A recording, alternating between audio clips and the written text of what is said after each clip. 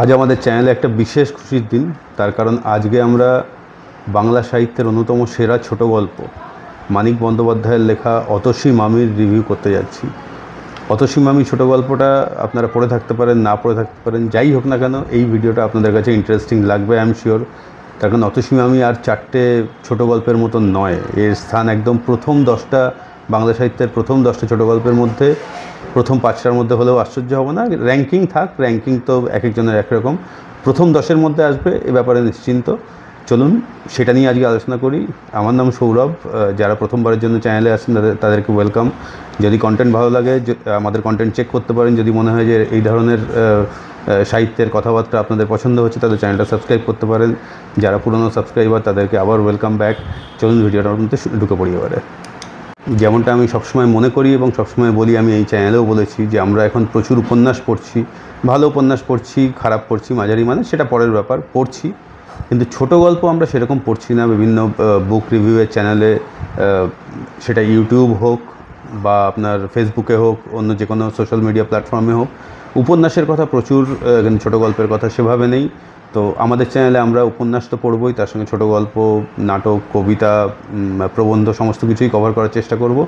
তো সেই জায়গা থেকেই আজকের এই ছোট গল্প। এবং অতসী মামি যে ছোট গল্পটা মানিক বন্দ্যোপাধ্যায়ের লেখা প্রথম ছোট গল্প, সেই সবে তো বিস্তারিত যাচ্ছিই আর কি, কিন্তু এই গল্পটা অন্য গল্পের থেকে একদম আলাদা আর কি। ছোট গল্পটা রিভিউ করার সময় যখন স্ক্রিপ্টিং করছিলাম তখনই ভাবছিলাম যে এই ছোট গল্পটাকে আসলে দুটো ভাগে রিভিউ করা দরকার। প্রথম ভাগটা হচ্ছে এই ছোট গল্পটার একটা ব্যাক স্টোরি আছে। এই ধরনের ক্লাসিক লেখা, উপন্যাস হোক, প্রবন্ধ হোক বা ছোট গল্প হোক, কবিতা হতে পারে, তো সেগুলোকে শুধুমাত্র পড়াটাই যথেষ্ট নয়। শুধু যেটাকে আমরা বাংলায় একটা অদ্ভুত জিনিস বলি রিডিং পড়া, দুটোর মানেই পড়া, কিন্তু you get the point. Reading পড়ি যখন আমরা, তখন কিন্তু পড়াটা হয়ে যায়, সে কবিতা হোক, ছোট গল্প হোক, উপন্যাস হোক, পড়া হয়ে যায়। কিন্তু সেটাকে আরও অ্যাপ্রিসিয়েট করতে চাইলে সেই সময়ের সঙ্গে লেখকের কোন বয়সে সেটা লিখেছিলেন, লেখক সেই সময় কী মেন্টাল স্টেটের মধ্যে দিয়ে যাচ্ছিলেন, কোথা থেকে সেই লেখাটা তৈরি হয়েছিল, এগুলো জানতে পারলে আরও বেশি মানে ভালো হয়, লেখাটাকে অ্যাপ্রিসিয়েট করা যায় অ্যানেকডেটগুলো জানতে পারলে। এই অ্যানেকডোটই আমরা প্রথম ভাগটাতে রাখবো। এই ছোটো গল্পটার একটা মারাত্মক ব্যাকস্টোরি আছে, খুব ইন্টারেস্টিং ব্যাকস্টোরি আছে, এবং বলা যেতে পারে যে হিস্টোরিক্যাল ব্যাকস্টোরি আছে, সেটা ফার্স্ট পার্টে রাখবো। সেকেন্ড পার্টে রাখবো হচ্ছে গল্পটার রিভিউ। তো এইভাবে আমরা দুটো পার্টে করবো। আমি প্রথমে ভেবেছিলাম যে দুটো আলাদা ভিডিও করব, কিন্তু একই গল্পের মানে একই ছোটো গল্পের রিভিউ, ফার্স্ট পার্ট একটা, সেকেন্ড পার্ট একটা, কনফিউজিং হয়ে যেতে পারে। তো একটাই ভিডিও হবে, একটু বড় হবে। আমি বলতে পারি যে অতসী মামি রিলেটেড আর কোনো কিছু জানার আপনাদের বাকি থাকবে না। এবং লেখার রিভিউ করার মানে আমার কাছে সেইটাই। সেটা করতে গিয়ে যদি 10 মিনিটের ভিডিও হয়, শুড বি এনাফ। সেটা করতে গিয়ে যদি 1 ঘন্টার ভিডিও প্রয়োজন হয়, তাহলে সেটাও করতে হবে। তার কম করলে কিন্তু লেখাটাকে অন্তত একবার সেটাকে দিয়ে গো থ্রু করবো এবং আর দেখতে হবে না, এই স্টেটে আমরা পৌঁছাতে পারবো না। এবং আমি চাই যে আমাদের প্রত্যেকটা রিভিউ আপনারা যখন দেখেন, সেই রিলেটেড আর কিছু জানবার বাকি না থাকে, অন্য কোনো চ্যানেলে যেন আপনার যেতে না হয়। আপনি যেতে পারেন, কিন্তু এটা একটা সাইকোলজিক্যাল একটা স্ট্যান্ড পয়েন্ট যে সমস্ত কিছুই আপনাদের সঙ্গে শেয়ার করা। তো চলুন, তো আমরা শুরু করছি অতসী মামি গল্পের প্রথম ভাগ, যেখানে আমরা অ্যানেকডোট, কিছু ব্যাকস্টোরি, এই সমস্ত নিয়ে আলোচনা করব, যেগুলো আপনাদের জানতে কিন্তু খুবই ইন্টারেস্টেড লাগবে। এবং আই এম শিওর আপনারা মানিক বন্দ্যোপাধ্যায়ের অতসী মামি গল্পের রিভিউ শুনতে যখন ঢুকেছেন, আপনারা নিশ্চয়ই ক্লাসিক পড়তে ভালোবাসেন এবং একটু সময় নিয়ে এসছেন। যদি সময় না নিয়ে এসে থাকেন, তাহলে আপনারা কাইন্ডলি এখানে ভিডিওটাকে সুইচ অফ করে পরে সময় নিয়ে ফিরে আসতে পারেন। মেবি 1 কাপ চা, এক কাপ কফি, সিগারেটের প্যাকেট ইত্যাদি নিয়ে ফিরে আসতে পারেন। তো একটা জমজমাট ডিসকাশন হোক। তো ফার্স্ট পার্টটা শুরু করি। ফার্স্ট পার্টটা হচ্ছে যে অতসী মামি হচ্ছে মানিক বন্দ্যোপাধ্যায়ের লেখা প্রথম ছোট গল্প, একদম প্রথম ছোট গল্প। এটা প্রথম বেরিয়েছিল 18ই আগস্ট 1935। আচ্ছা, আমি এই ডেটাগুলো এবং আমার নিজের নোটস আমার ল্যাপটপে, সেটা ল্যাপটপটা তুলে দেখাতে পারবো না। অতসী মামি গল্পটা আমি পড়েছি হচ্ছে পশ্চিমবঙ্গ বাংলা একাডেমির পক্ষ থেকে, যে মানিক বন্দ্যোপাধ্যায়ের রচনা সমগ্র আছে, সেই রচনা সমগ্র থেকে আমি পড়েছি এটা। এবং এই রচনা সমগ্রের মধ্যে একদম পিছনের দিকে, যেটা আপনারা হয়তো স্ক্রিনে দেখতে পাচ্ছেন, অনেক বেশি ইনফরমেশান দেওয়া রয়েছে প্রত্যেকটা লেখা সম্বন্ধে, যেটা আপনারা অন্য পাবলিকেশনের বই যদি কেনেন তাহলে সেটা নাও পেতেও পারেন, একটু দেখে নেবেন। কিন্তু পশ্চিমবঙ্গ বাংলা একাডেমি থেকে যে কটা মানিক বন্দ্যোপাধ্যায় সমগ্র, ওনার পুরো লেখাটাই রয়েছে, যদ্দূর সম্ভব 11টা খণ্ড। আমি শিওর নই, যদি 11টা খণ্ড আমি এখানে যদি ভুল বলে থাকি, তাহলে আমি স্ক্রিনে লিখে দেবো পরে এডিট করার সময় যে কটা খণ্ড আছে। তো সেইখান থেকে আমি নোটসগুলো কালেক্ট করেছি, কিছু ইন্টারনেট থেকে কালেক্ট করেছি, কিছু বন্ধুবান্ধব ইত্যাদি প্রফেসর এদের থেকে, এদের সঙ্গে আলোচনা করে আমি নোটসটা বানিয়েছি। তো সেটা হচ্ছে যে 18ই আগস্ট 1935 সালে প্রথম এই গল্পটা বেরোয়, অতসী মামি গল্পটা। এই গল্পটা মানিক বন্দ্যোপাধ্যায়ের দ্বিতীয় বই আকারে প্রকাশ করা, দ্বিতীয় বই যেটা প্রকাশ হয়েছিল, এবং এটা প্রথম গল্প সংগ্রহ মানিক বন্দ্যোপাধ্যায়ের। ঠিক আছে, এই সম্বন্ধে উনি বিস্তারিত লিখেছিলেন হচ্ছে আমার গল্প লেখা বলে একটা লেখা ওনার আছে, যেটা অ্যাকচুয়ালি হচ্ছে 13ই মে 1945 অল ইন্ডিয়া রেডিওতে প্রচারিত হয়েছিল, যেটা উনি সেই প্রচারের সময় বলেছিলেন। সেটাই তারপরে উনি গল্প হিসাবে, এই বই হিসাবে আমার গল্প লেখা নামক একটা প্রবন্ধ লিখেছিলেন আর কি। তো সেখানে এই সমস্ত কথাবার্তা দেওয়া রয়েছে। এবার চলে যাই হচ্ছে যে এই যে গল্পটা লেখা হয়েছিল, এই গল্পটা লেখা হয়েছিল কেন? তার কারণ মানিক বন্দ্যোপাধ্যায় কিন্তু শুরুতেই লেখক ছিলেন না। তাহলে কী করে লেখক হলেন সেটা জানার দরকার।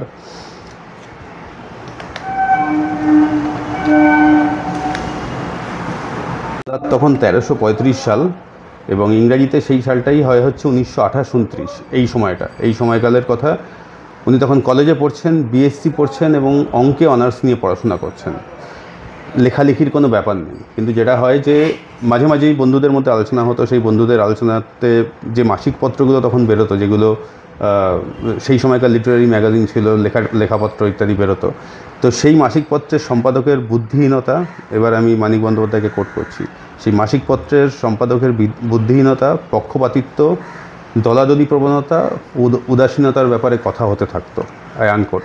তো এইসব ব্যাপারে আলোচনা হতে থাকতো, এবং এই ব্যাপারে আলোচনা করতে গিয়ে মানিক বন্দ্যোপাধ্যায়ের যে বন্ধু গোষ্ঠী ছিল তারা মতামত দেন যে যারা প্রথিতযশা লেখক, যারা অলরেডি বাজারে খুব প্রচলিত, অ্যাকসেপ্টেড বাজারে, তাদের লেখাই শুধু এই দামি পত্রিকাগুলো, মানে ভালো পত্রিকাগুলো বার করে, নতুনদের লেখা একেবারেই প্রকাশ করে না। তো এইটা নিয়ে একটা তর্কাতর্কি হতো, এবং সেই সময় নামী পত্রিকা মানে ছিল হচ্ছে ভারতবর্ষ, প্রবাসী আর বিচিত্রা। তো এই হচ্ছে ব্যাপার। মানিক বন্দ্যোপাধ্যায়ের এই আলোচনা শুনে মাথার মধ্যে জিদ চেপে গেল, এবং তিনি তাদের মধ্যে বলেন যে 3 মাসের মধ্যে আমি একটা গল্প লিখে এই পত্রিকায় ছাপিয়ে তোমাদের দেখিয়ে দেবো। তো বাজিত হয়ে গেল 3 মাসের মধ্যে ভারতবর্ষ, বিচিত্রা বা প্রবাসী, এই পত্রিকাগুলোর মধ্যে যে কোনো একটা লিখে ছাপিয়ে দেওয়া হবে। কিন্তু কি বিষয় লিখবেন? তার কারণ উনি তো কোনো কিছু নিয়ে লেখেননি, মনের ভাব প্রকাশ করার ইচ্ছা ওনার বরাবরই ছিল, কিন্তু উনি কিছু নিয়ে লেখেননি তখনও পর্যন্ত। এবার আমি মানিক বন্দ্যোপাধ্যায়কে কোট করছি, ভাবতে লাগলাম কি নিয়ে গল্প লিখব। প্রেমের গল্প? হ্যাঁ, প্রেমের গল্পই লিখতে হবে। বাংলা মাসিকের প্রায় সব গল্পই একরকম প্রেম দিয়ে ঘুরিয়ে ফিরিয়ে লেখা হয়। একটা ছেলে আর একটা মেয়ে, তাদের প্রেম হলো, বিয়েতে বাধা পড়লো, বাধা কেটে মিলন হলো, এইরকম গল্প একটা লিখব ফেনিয়ে ফেনিয়ে। মন সায় দিল না।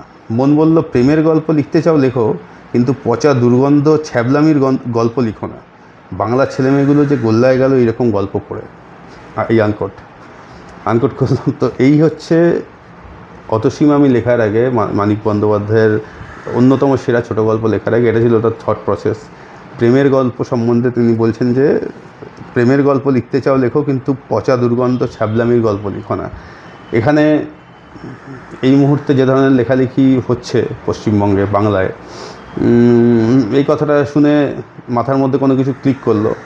হয় প্রেম, নয় ভূত, নয় পিশাচ ইত্যাদিই চলছে, তার বাইরে আর কিছু চলছে না। যাই হোক, তো এইটা ছিল তো সেই সময়কার মানিক বন্দ্যোপাধ্যায়ের মাইন্ডসেট। সেই সময় আমি প্লটটা বলবো না, ওনার একটা রিয়েল লাইফ একটা কাপলের কথা মনে পড়ে গেল, পূর্ববঙ্গের এক দম্পতির কথা মনে পড়লো। তাদেরকে নিয়ে তিনি ভাবলেন, তাদের জীবনযাত্রা তিনি দেখেছিলেন, এবং তাদেরকে নিয়ে তিনি ভাবলেন এর নিয়ে গল্প লিখলে কীরকম হয়। সেই গল্প আমি গল্পের রিভিউয়ের সেকশানে যাচ্ছি, সেখানে স্পয়লারহীনভাবেই বলবো। বাট রিয়েল লাইফ দুজন মানুষ, দুজন স্বামী স্ত্রী, তাদের দেখেই কিন্তু গল্প লেখার কথা, তাদের জীবনকে কেন্দ্র করে, জীবনের পাথেয়কে নিয়ে গল্প লেখার কথা ওনার মাথায় আসে প্রথম। তো এবং সেই সময় ওনার মাইন্ডসেটটা এরকম ছিল, উনি ভেবেছিলেন যে গল্পটা শিওরলি খারাপ হবে, খুব ভালো কিছু হবে না, এবং পরে যদি উনি কখনো লেখালেখি করেন, সেই জন্য এই পুরনো গল্প সেই সময় মনে পড়লে বা পাঠকের যদি বুঝতে পারে যে এই গল্পটাও এনারই লেখা, তাহলে ওনার নাম খারাপ হতে পারে। অর্থাৎ প্রথম গল্পের প্লট নিয়ে উনি একেবারেই শিওর ছিলেন না, যার ফলে মানিক বন্দ্যোপাধ্যায়, যে নামে আমরা তাকে চিনি আর কি, তার আসল নাম ছিল কিন্তু প্রবোধ কুমার বন্দ্যোপাধ্যায়। মানিক বন্দ্যোপাধ্যায় ছিল না নাম, মানিক ছিল তার ডাক নাম। তার ডাক নাম ছিল হচ্ছে মানিক, এবং সেই নামেও ডাকতো শুধুমাত্র বাড়ির লোক। প্রবোধ কুমার বন্দ্যোপাধ্যায় নামটা লুকিয়ে রাখার জন্য উনি এই অতসী মামি গল্পটা যখন লিখলেন তার নাম দিলেন মানিক বন্দ্যোপাধ্যায়, যাতে মানিক আর প্রবোধ দুটোকে মেলানো না যায়, কারণ মানিক নামটা বাইরের কেউই জানতো না। তো এইটা ছিল ব্যাপার। বিচিত্রার অফিসে গিয়ে উনি গল্পটা দিয়ে এসেছিলেন। বিচিত্রার সম্পাদক সেই সময় ছিলেন হচ্ছে শ্রদ্ধেয় উপেন্দ্র কুমার বন্দ্যোপাধ্যায়, এবং গল্পটা যে উনি নিজে গিয়ে দিয়ে এসেছিলেন ওনার ধারণা ছিল কিন্তু যে গল্প ছাপা হবে না আর কি, এরকমই একটা মানসিক অবস্থা ছিল, এবং উনি ভুলেও গেছিলেন যে সেই গল্প তিনি জমা দিয়েছিলেন। তারপরে বিচিত্রার সম্পাদক শ্রদ্ধেয় উপেন্দ্র কুমার গঙ্গোপাধ্যায় একদিন আমার বাড়িতে এসে উপস্থিত।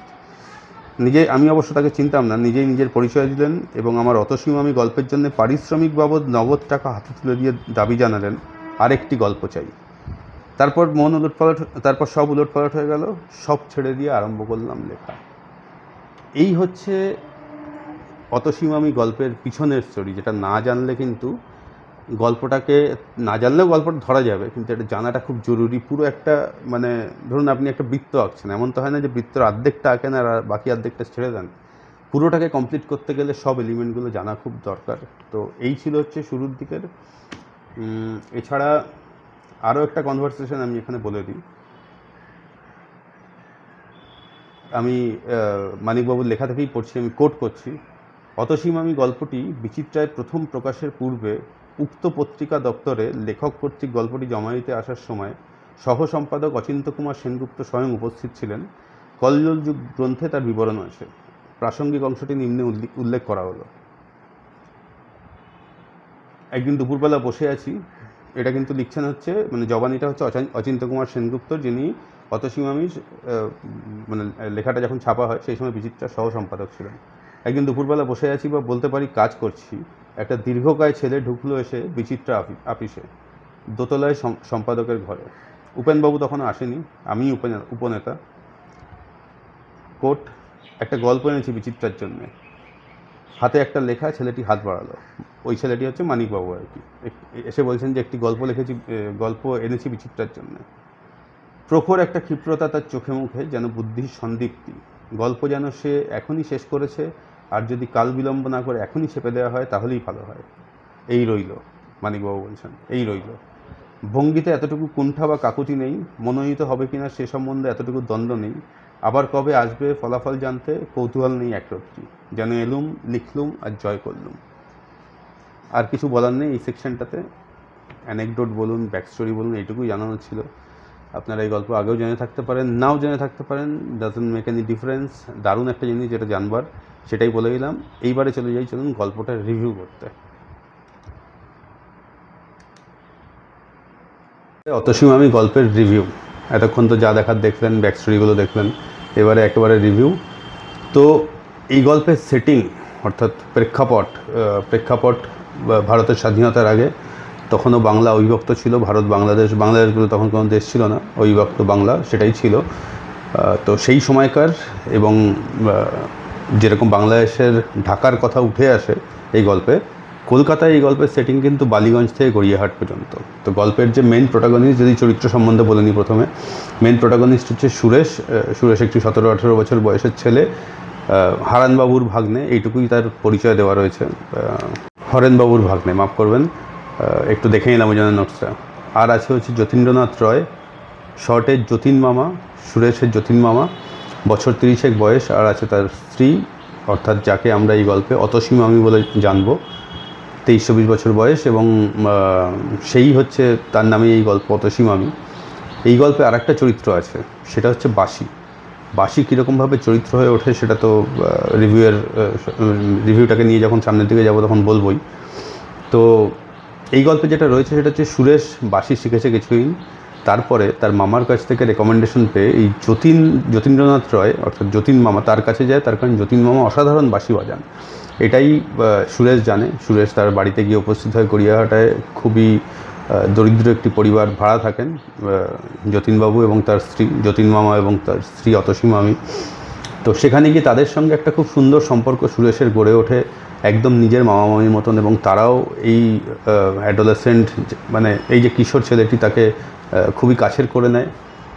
কিন্তু মুশকিল হচ্ছে যখন সুরেশ বাঁশি শুনতে চায় তার কাছ থেকে, যতীন মামা বাঁশি শোনানোর জন্য খুবই প্রস্তুত এবং বাঁশি বাজাতে চান, কিন্তু তার একটা সমস্যা আছে, তিনি যখনই বাঁশি বাজান তার গলা দিয়ে রক্ত পড়ে। এইটা একটা ভয়ানক ব্যাপার আর কি। বাঁশি বাজাতে গেলেই গলা দিয়ে রক্ত পড়ে, যার ফলে যতীন মামার বাঁশি অতসী মামির কাছে অর্থাৎ তার স্ত্রীর কাছে খুব প্রিয় হলেও স্ত্রী কখনোই চান না যে স্বামী বাঁশি বাজান, তার কারণ চোখের সামনে স্বামীর গলা দিয়ে রক্ত পড়ছে, এটা কারোর কাছেই কাম্য নয়, কোনো স্ত্রীর কাছেই।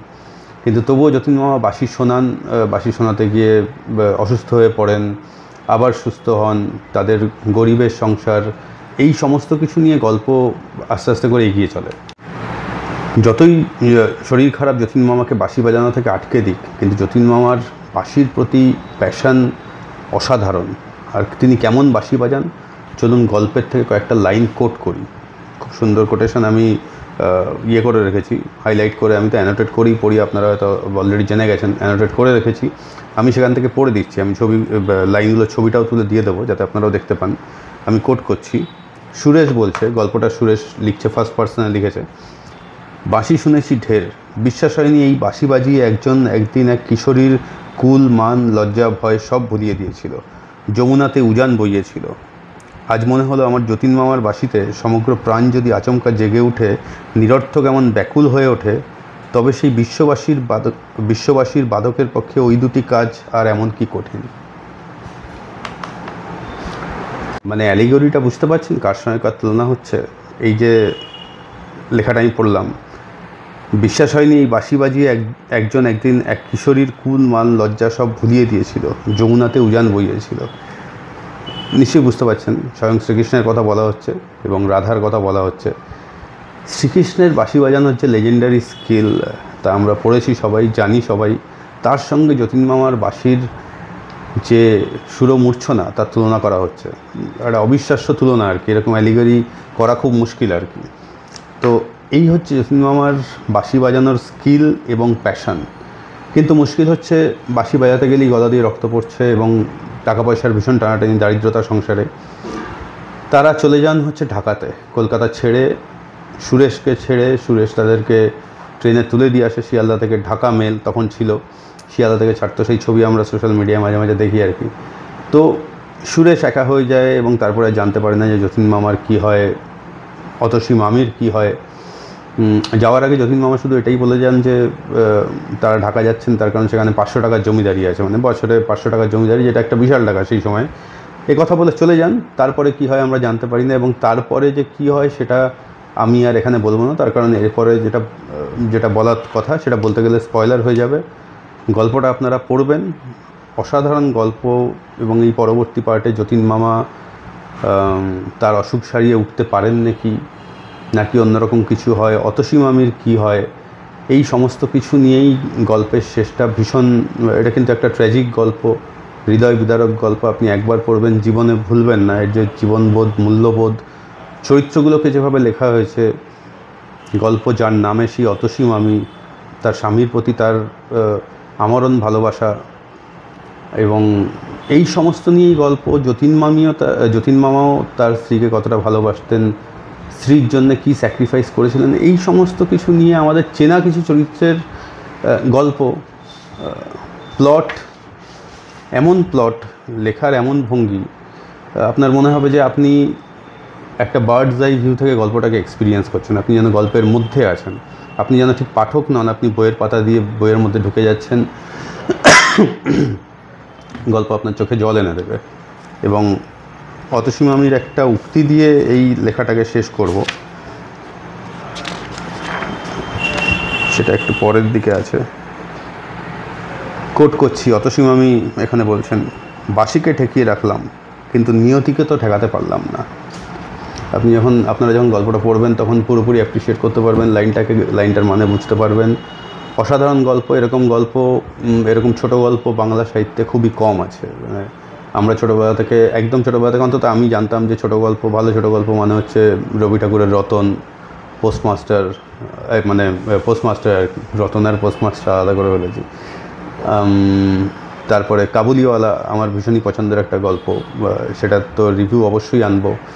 দেনা পাওনা, এই গল্পগুলোর নাম মাথায় আসতো, এবং এখন এই গল্পগুলোর সঙ্গে অতসী মামির নাম একই সঙ্গে আসে, আগে আসে, কখনো পরে আসে, সেই র্যাঙ্কিংয়ে আমি বললাম যে ওর মধ্যে যাব না, কিন্তু একই সঙ্গে আসে। আমার কাছে অন্যতম সেরা গল্প হয়তো প্রথম 5টা ছোটো গল্পের মধ্যে একটা তো হবেই।